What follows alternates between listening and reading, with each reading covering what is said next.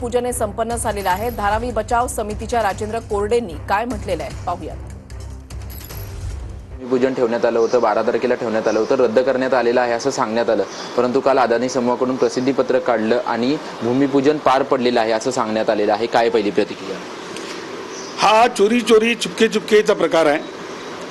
कारण अगोदर त्यांनी 7 तारखेला भूमिपूजन करणार अशी माहिती दिली।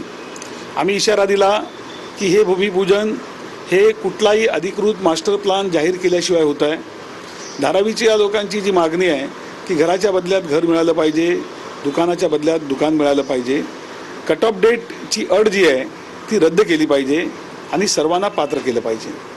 त्यामुळं हे उपोषण हे भूमिपूजन जे आहे ते आम्ही उधळून लावणार अशा तऱ्हेचा इशारा आम्ही दिला।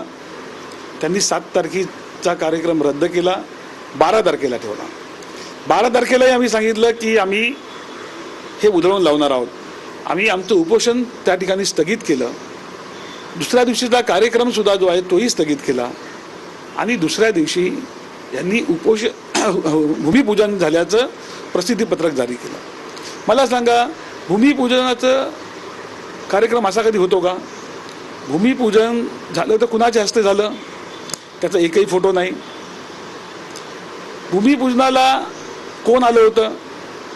स्थानिक नगरसेवक आले होते, आमदार आले होते, खासदार आले होते, मंत्री आले होते, उपमुख्यमंत्री आले होते की मुख्यमंत्री आले होते की केंद्राचे कोणी मंत्री आले होते, रेल्वेचे कोणी अधिकारी आले होते की रेल्वे मंत्री आले होते? म्हणजे कुठलाही लोकप्रतिनिधी नाही।